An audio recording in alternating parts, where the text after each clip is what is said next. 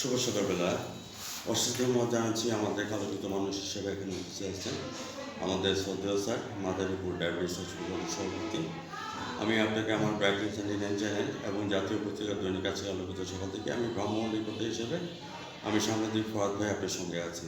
Sir as well আমি sir আপনার কাছে জানতে চাচ্ছি, আপনি যখন সভাপতি নির্বাচিত হয়েছিলেন তখন আপনার অনুভূতিটা কেমন ছিল এবং আপনার যে কাঠামো আছে এই কনসেপ্টটা নিয়ে স্যার চ্যানেলে তুলে ধরবেন। আমি সামাজিক পড়াবেন স্যার আপনার সঙ্গে আছি। ধন্যবাদ আপনাকে। বিসমিল্লাহির রহমানির রহিম। মাদারীপুর ডায়াবেটিক হাসপাতাল এটা হাজরা হাওলাদার হাসপাতাল হিসাবে 1978 সালের দিকে এটা প্রতিষ্ঠিত হয়। তখন শুধু একজন ডাক্তার এটার সেবা দিত। পরবর্তী পর্যায়ে এই তৎকালীন এসডিও সাহেব আমাদের ওইখানে একটু জায়গা দেন এবং উনি ওনার সভাপতিত্বে ছোট্ট একটা কমিটি হয়। জি স্যার। সেই কমিটি আমরা মাদারীপুরের গণ্যমান্য ব্যক্তি সহ পৌরসভার চেয়ারম্যান এবং মাদারীপুরের এলিট শ্রেণীরা যারা আছে, জি স্যার, মাদারীপুরের বিশিষ্ট শিল্পপতি আব্দুর রহমান হাওলাদার সাহেবের সুযোগ্য সন্তান যারা লুৎফর হাওলাদার 3 লক্ষ টাকা দান করেন। আমরা একটা ছোট্ট বিল্ডিং করি। এটা হচ্ছে শুরু 1978। তারপরে সেখান থেকে এটা যাওয়ার পরে এটা আস্তে আস্তে নিয়মান হয়ে যায়। পরবর্তীতে ডাক্তার সরোয়ার, গোলাম সরোয়ার নিরাময় হসপিটালের সে এমডি, ওনাকে বলাতে উনি এটার দায়িত্ব গ্রহণ করেন এবং উনি মাদারীপুর ডায়াবেটিক যে রুগী আছে তাদের সেবা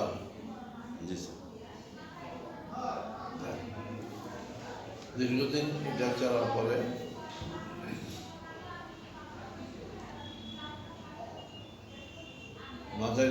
বাংলাদেশ ডায়াবেটিক হসপিটাল থেকে একটা চিঠি আসে যে আপনাদের সমিতি করতে হবে, অ্যাফিলিয়েটেড দিতে হবে।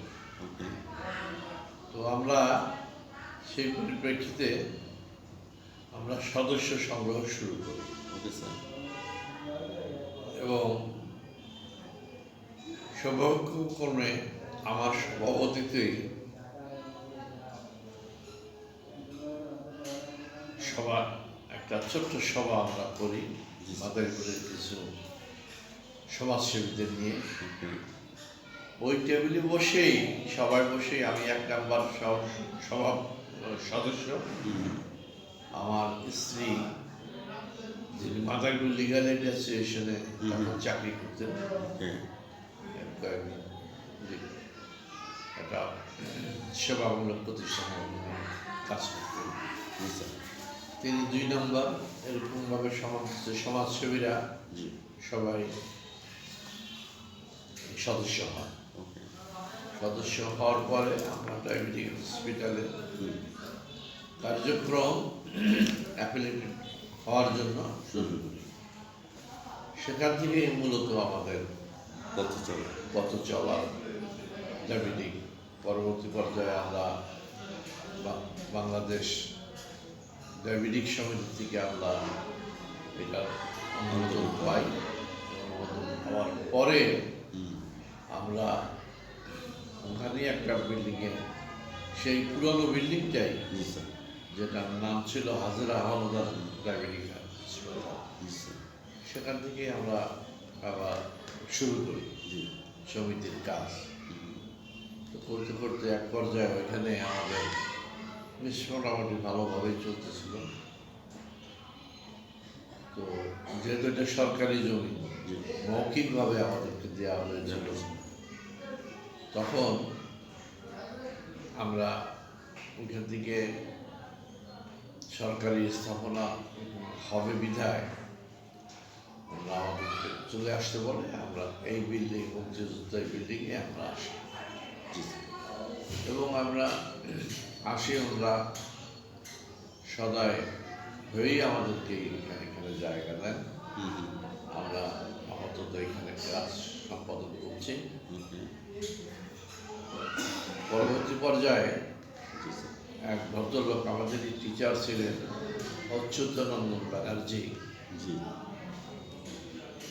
আমাদের শিক্ষক জি স্যার। এবং পৌরসভার কাউন্সিলর ছিলেন। বাহ। উনি জায়গা দান করেন আমাকে, ওনার সন্তান আচ্ছা। কুলপতি চৌরাস্তায়। স্যার। ওইখানে আমরা সরকারি অনুদানে জি। আমরা একটা 5 তলা বিল্ডিং অনুমোদন পাই, যে কাজটা করে পিডব্লিউডি। ওকে, ফ্যান্টাস্টিক। তো সেখানে আমাদের একটা হাসপাতাল চালানোর জন্য যা কিছু প্রয়োজন সমস্ত ডিপার্টমেন্ট, জি স্যার। এটা চক্ষু আছে, ডায়াবেটিস তো আছে প্রধান, হুম হুম। তারপর প্রসূতি আছে, হুম হুম। তারপর টমাস সেন্টার, জেনারেল হুম হুম। চিকিৎসা, এগুলো সবগুলোই আমরা দেওয়ার জন্য আমাদের ওই হসপিটাল কাজ প্রায় সম্পন্ন। রাইট। এখন আমাদের শুধু ইলেকট্রিকের কাজটা বাকি থাকাতে আমরা ওখানে দিতে পারছি না। আচ্ছা আচ্ছা। আশা করি আমরা অল্প কিছু অল্প কিছুদিনের মধ্যেই আমরা ওইখানে চলে যাব। ধন্যবাদ স্যার। আমি আমার ব্রাইটনেস 29 চ্যানেল থেকে এবং জাতীয় পত্রিকা দৈনিক আজকের আলোকিত শ্রোতা থেকে আমাদের সভাপতি ইলিয়াস সাহেবকে আমি ধন্যবাদ জ্ঞাপন করছি যে কনসেপ্টের কথা তুলে ধরেছেন। আমরা যদি ওনার সম্পর্কে যদি বলি, উনি হচ্ছেন আমাদের মাদারীপুরের একজন কিংবদন্তি এবং আলোকিত মানুষ। তো সেই ক্ষেত্রে স্যার আপনি যে কনসেপ্টটা তুলে ধরেছেন সভাপতি হিসাবে এবং অবকাঠামো নিয়ে যে কথাটা তুলে ধরেছেন, এর জন্য স্যার আমার ব্রাইটনেস 29 চ্যানেল এবং জাতীয় পত্রিকা দৈনিক আজকে আলোকিত সকাল থেকে স্যার আপনাকে আবারও ধন্যবাদ জ্ঞাপন করছি। পরবর্তীতে স্যার আমি একটু জানতে চাচ্ছি, আমরা সবাই মিলে স্যার এমডিজি গোল রান করেছি, এখন কিন্তু এসডিজি গোল চলছে, অর্থাৎ সাস্টেনেবল ডেভেলপমেন্ট গোল। ওই গোলের মধ্যে বলা হয়েছে স্যার প্রতারক, দালাল চক্র, জামবাগবাটি এগুলিকে জিরো টলারেন্স নিয়ে আসার জন্য। আমরা স্যার বিশেষ করে সরকারি হসপিটালগুলির মধ্যে ওই কথাটা দেখি, এক চক্র দালাল আছে, মানে গ্রাম থেকে আসে সহজ সরল মানুষ আসবে ডায়াবেটিস হাসপাতালে, সে বুঝিয়ে অন্য একটা প্রাইভেট হাসপাতাল নিয়ে মোটা অঙ্কের টাকা হাতিয়ে নিয়ে যাচ্ছে। স্যার এই কথাটা স্যার আপনি একটু এক্সপ্লেন করেন স্যার। এই ব্যাপারটা আছে অন্য জায়গায়, অন্য অন্য হসপিটালে, হ্যাঁ জি স্যার, প্রাইভেট প্রাইভেট হসপিটালে হসপিটালে জি স্যার। এবং সরকারি হসপিটালও জি আছে। স্যার। সরকারি হসপিটাল থেকে তারা প্রাইভেট হসপিটালে নিয়ে যায়। জি স্যার। আমরা বলতে পারি যে আমাদের এখানে এরকম কোনো ব্যাপার নেই। Zero tolerance. একেবারে এই ব্যাপারে আমরা জিরো টলারেন্সে আছি। জি স্যার। এবং আমরা মানুষের, হুম বিশেষ করে গরিব মানুষের সেবা দেওয়ার জন্য হুম হুম অন্য জায়গায় হুম। যেই টেস্ট 150-200 টাকা নেয়, আমরা 100 টাকা নেই। Right sir. আমরা কম নেই। হুম হুম এবং একেবারেই যারা দিতে পারে না, হুম। অনেক সময় আমরা নিজেরা সহযোগিতা করি, নিজেদের পকেট থেকে সহযোগিতা করি রাইট এক্স্যাক্টলি। এবং অর্ধেক পয়সা আমরা নিজেরা দেই, অর্ধেক পয়সা ওই লোক দিতে বলি। Right exactly. আমরা অ্যাবসলিউটলি এইখানে একটা ভলান্টিয়ার সার্ভিস দিচ্ছি। এক্সেলেন্ট। এবং আমাদের এই সার্ভিসটা এই মাদারীপুর জেলায় জি স্যার। এর আগে শরীয়তপুর পর্যন্ত ব্যাপ্তি ছিল। আচ্ছা। শরীয়তপুর থেকেও আমাদের এখানে রোগী আসে। জি স্যার। এখানে যারা আমাদের এখানে ডাক্তার আছেন, হুম হুম ডাক্তার অখিল হুম হুম। এবং আর একজন লেডি ডাক্তারও আছেন, ওকে স্যার। তারা এখানে আপাতত সেবা দিচ্ছেন। হুম হুম। এখানে ডাক্তার শাহরিয়ার মঞ্জুর ছিলেন, জি স্যার। উনি অন্য একটা হসপিটালে যাওয়াতে থেকে চলে গেছেন। ডাক্তার আব্দুল মজিদ যেখানে ছিলেন। সবচেয়ে বড় এই হচ্ছে যে উৎসাহ উদ্দীপনা ডাক্তার গোলাম সরোয়ার, জি স্যার। উনি সার্ভিসটা বেশি দিয়েছেন এখানে। ওকে। একেবারে একটি পয়সাও নেন নাই, জি স্যার। শুধু রিয়েজেন্টের পয়সাটা দিয়ে এবং দুজন কর্মচারীর জি স্যার। ভাতা, বেতন ভাতা যা আসে ওইটুক দিয়ে আমরা পয়সা নিতাম। আমরা এর বেশি আমরা কোনো টাকা পয়সা পাই না। জি স্যার। এখনো জি। আমরা ওই অল্প পয়সায় সেবা দিই এবং আমাদের এই ডাক্তার জি। যিনি আছেন জি স্যার। অখিল সরকার, সেও যে যা দেয় এটাই নেয়, উনি কোনো বেশি টাকা করেন না। ধন্যবাদ স্যার। এবং মানবিক সেবায় আমরা ব্রত। আমি নিজে ব্যক্তিগতভাবে জি স্যার। আরও কয়েকটি এই সেবামূলক প্রতিষ্ঠানে আছি। জি স্যার। আমি মাদারীপুর লিগাল এইড অ্যাসোসিয়েশন তার সহসভাপতি হিসাবে দীর্ঘদিন কাজ করতেছি ফ্যান্টাগোরিয়াস। এবং এটা প্রতিষ্ঠাতা সদস্য। ওকে। মাদারীপুর লিগাল এইড অ্যাসোসিয়েশনের কার্যক্রম এটা ব্যাপক। Okay sir. এখানে যারা আছেন সমাজের গণ্যমান্য ব্যক্তি, আমাদের সভাপতি হচ্ছেন আন্তর্জাতিক খ্যাতিসম্পন্ন ব্যক্তি দেবপ্রিয় ভট্টাচার্য, ডক্টর দেবপ্রিয় ভট্টাচার্য। আমি বাংলাদেশ রেড ক্রিসেন্ট সোসাইটিতে দীর্ঘদিন কাজ করেছি, এখনও আমি এটার সেক্রেটারি হিসাবে কাজ করছি। Okay sir.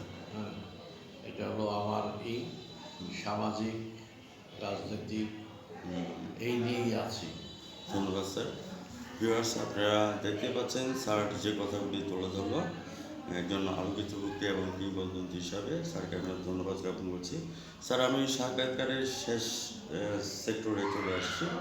আমার কথা হলো স্যার, এটা আমাদের বিজয়ের মাস যাচ্ছে, আমরা 16 ডিসেম্বর চলে গেল বিজয়ের মাস।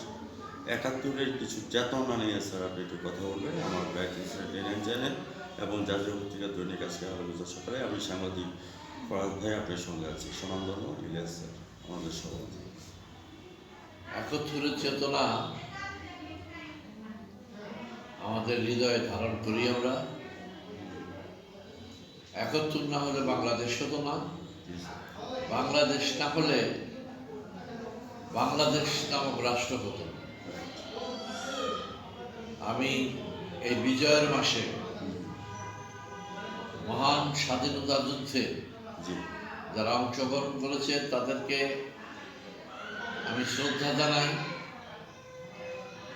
মহান স্বাধীনতা যুদ্ধে দেশ মাতৃকার জন্য যারা মৃত্যুবরণ করেছেন, শহীদ হয়েছেন, তাদের আত্মার মাগফিরাত কামনা করি। এবং সর্বোপরি জুলাই আন্দোলনে যারা শহীদ হয়েছেন, যারা আহত হয়েছেন, তাদের সমবেদনা এবং যারা শহীদ হয়েছেন তাদের আত্মার মাগফিরাত কামনা করি।